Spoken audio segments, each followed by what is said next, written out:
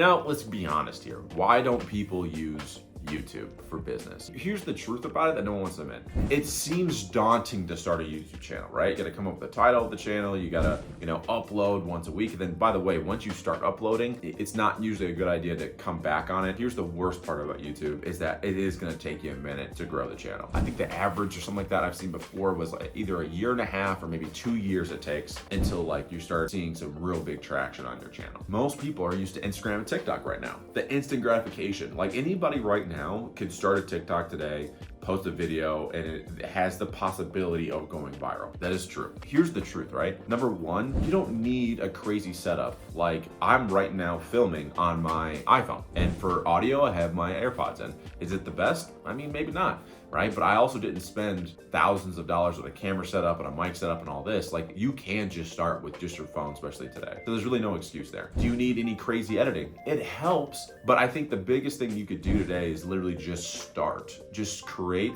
and put it on there, but also repurpose everything, which again, maybe that's a different video that we'll do another day, but it doesn't have to be as daunting as you think it is. But the more sweat equity you put into YouTube, the more in the long run it'll pay off.